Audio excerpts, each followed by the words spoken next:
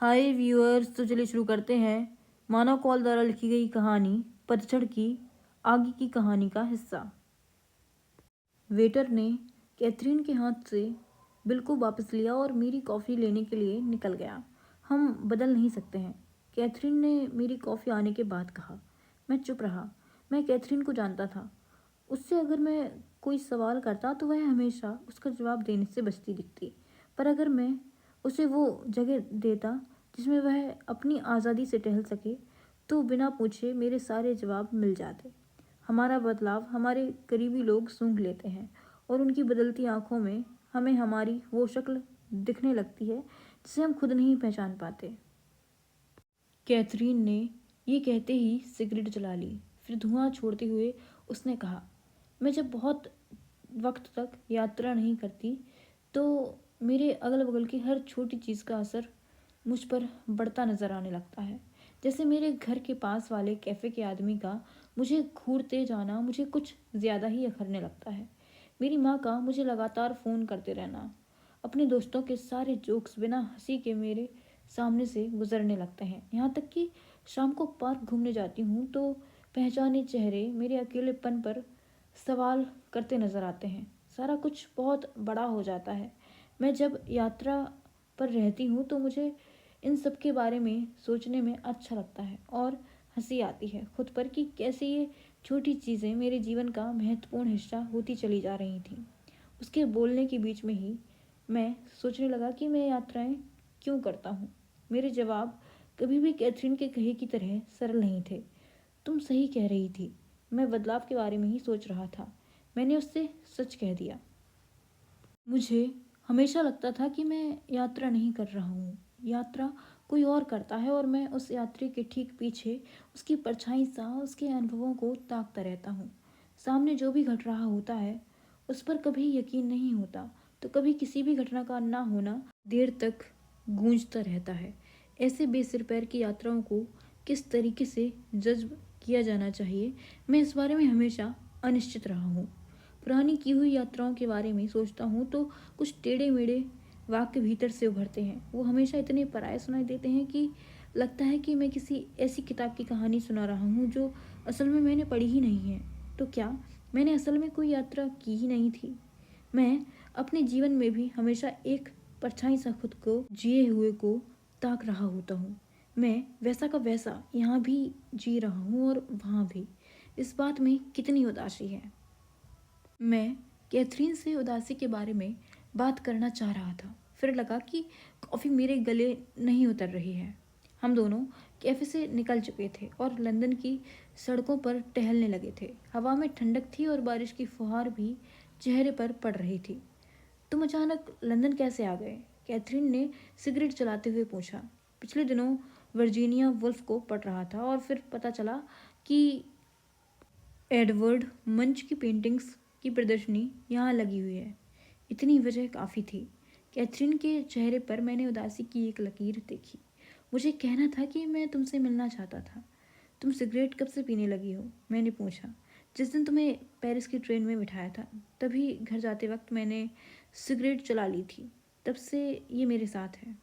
मैंने उसे नहीं बताया कि मैं सिगरेट छोड़ चुका हूँ।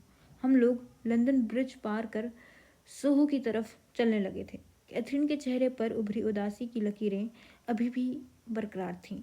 जब तुम अपना नाम बदलते हो तो क्या तुम्हारे संवाद भी बदल जाते हैं? कैथरीन ने पूछा। मैंने ध्यान नहीं दिया। मैंने जवाब दिया। वह चुप हो गई।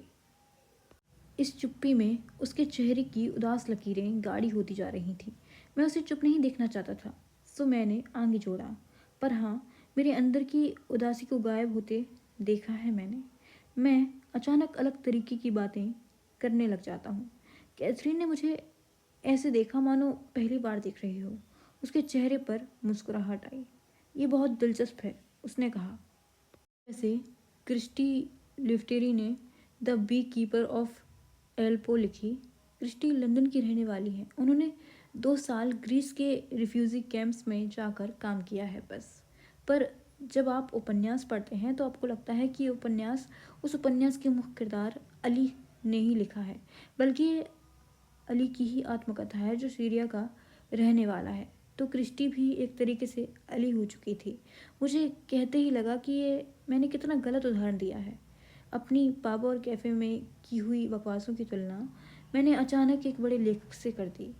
मैं कहना चाहता था कि ये उदाहरण गलत है, पर तभी कैथरीन ने कहा, हम सब ने एक तरीके की ज़मीन तैयार कर रखी है जहाँ से खड़े होकर हमने दुनिया को देखना सीखा है। मैं उस ज़मीन के बारे में सोच रही थी, क्या वो ज़मीन भी बदलती होगी। तभी बारिश तेज़ हो गई और हम दोनों दौड़ने लगे। मैं किसी दुकान के अंदर जाकर रुक जाना चाहता था, पर कैथरीन कहने लगी कि पास में ही एक पुराना पब है, वहाँ चलते हैं। पब पास में नहीं था। हम दौड़ते हाँफते हुए कई गलियों को पार करने के बाद उस पब में पहुँचे। हम दोनों ही थोड़ा भीग चुके थे। भागने की वजह से कैथरीन का चेहरा लाल हो गया था। उसने अपने स्कार्फ से अपना चेहरा पोंछा और मुझे लगा उस स्कार्फ ने कैथरीन के चेहरे की उदास लकीरों को भी पोंछ डाला। बारिश और उस बारिश में भागने का असर इतना हो सकता है, ये मैंने कभी नहीं सोचा था। कैथरीन हंस रही थी। उसके चेहरे पर बचपन की शरारतें उभर आई थीं। क्या तुम्हें मेरे चेहरे पर कुछ अंतर दिख रहा है? बार के स्टूल पर बैठते ही मैंने पूछा। कैसा अंतर? उसने पूछा। मैंने बात को आगे नहीं बढ़ाया और दोनों के लिए बियर ऑर्डर की। कैथरीन ने मुझे टोका और कहा कि मैं विस्की पीऊंगी। मैंने भी अपने लिए विस्की ऑर्डर कर दी। कैथरीन इस पब में बहुत लोगों को जानती थी। वह विस्की के कुछ सिप लेकर पीछे अपने दोस्तों से मिलने चली गई थी। मैं सोचने लगा कि इन बीते सालों में कैथरीन कितना बदल गई है। शायद किसी से इतने सालों बाद मिलने पर यही होता है। हम उससे मिलने में पुरानी जी हुई कहानी के संवाद तलाश रहे होते हैं। जैसे ही पुरानी कहानी के कुछ वाक्य सुनाई देते हैं तो दोनों के शरीर पर एक अपनेपन की लहर दौड़ जाती है। हाथ खुद ब खुद एक दूसरे को छूने के लिए उठ खड़े होते हैं। कैथरीन को पीछे के टेबल पर अपने दोस्तों से बात करता देख रहा था और अंदर इच्छा हुई उसे गले लगाने की। इच्छा हुई कि उससे कहूँ, चलो उन्हीं गलियों और सड़कों पर चलते हैं जहाँ पिछली बार हमने कहानी को लिखते हुए छोड़ा था। माफ़ी चाहती हूँ, वो मुझे छोड़ ही नहीं रहे थे, उसने वापस स्टूल पर बैठते हुए कहा। उसकी विस्की ख़त्म हो चुकी थी। मैंने उसके लिए दूसरी विस्की मंगाई, पर उसने मना कर दिया। उसने अपनी कलाई घड़ी की तरफ देखा और बैग से सिगरेट निकाल ली।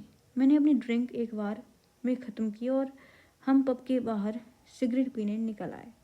उसने अपनी सिगरेट जलाते ही मुझे एक सिगरेट ऑफ़र की। मैं थोड़ा झिझका, फिर मैंने सिगरेट ले ली। मैं नहीं चाहता था कि कैथरीन को लगे कि मैं अब वो आदमी नहीं रहा जिससे वह मिली थी। कैथरीन सिगरेट पीती हुई अजीब लगती थी। वह किसी काम की तरह सिगरेट पीती थी। Thank you for watching.